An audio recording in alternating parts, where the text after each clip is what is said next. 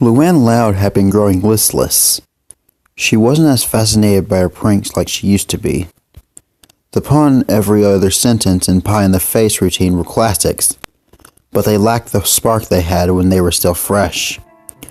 She needed new material, but her options were limited. The only time of year where she could go truly all out was April 1st. Her family dreaded the day, but she loved that holiday just as much as Lucy loved Halloween.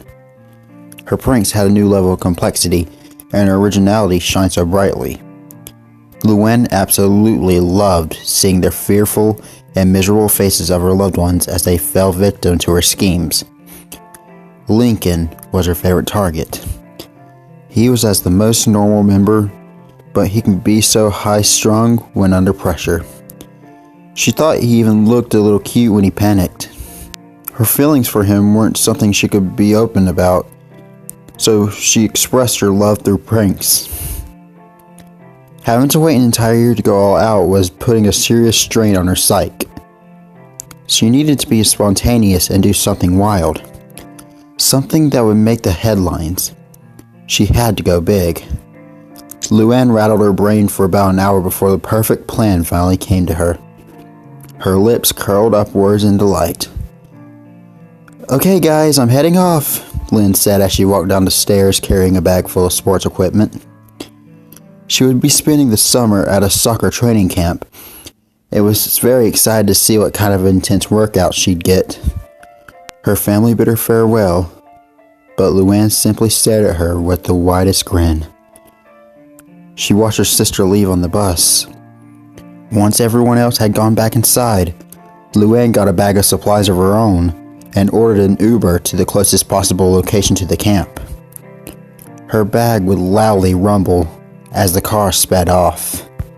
It was now nightfall, and Lynn was returning to her cabin after a full day of training. She was worked ragged running around a long field and kicking balls between her team. It was the exact kind of work she needed. She noticed a large lump under the sheets of her roommate's bed. "Oh, don't tell me you're asleep already. There's still so much time left in the day." She nudged at the lump, but the body wouldn't move. She gave it another nudge and nearly threw up once she saw her roommate fall to the floor with a slit throat. The room was then filled with the sound of intense laughter. Luann had crawled from under the bed and pressed the cloth up to Lynn's face. After a few seconds of struggling, the athlete was knocked out from under strong chemicals. Luann giggled and put her sister in a body bag before running off and ordering another Uber. This time she went to a junkyard not too far away from her house. There was a shed there where she prepared for a lot of her pranks.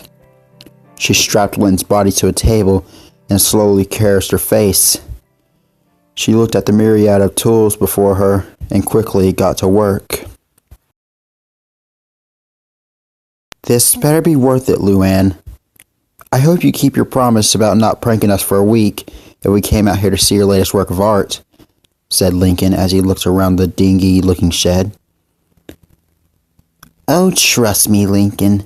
It's to die for. You should try this sports drink I made. Lynn would love it." She handed Lincoln a red canteen. Lincoln took a chug and immediately spit it back out, trying not to vomit. "Oh, that's disgusting, Luann. Tastes like a dead rat," he screamed. "Funny. I thought a baby slushie would taste more like mango juice," she said. Lincoln's eyes went wide. "What?" "I stole some of Lisa's inventions to make that drink. I put Lily in some type of machine that turns solid matter into liquids. I added some pepper to help with the taste, but I think she had a full diaper. Anyway, that's not the main attraction tonight. I have something much better." Luann pulled out a curtain to reveal her horrific prank. On the table was a large stack of toy boxes with see-through plastic covers. First thing Lincoln saw was body art after body art in each box.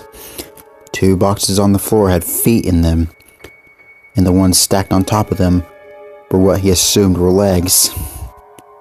On the table were packaged organs and fingers. What he saw last shocked him to his core. There lay Lynn's head in the box, her dead eyes wide open.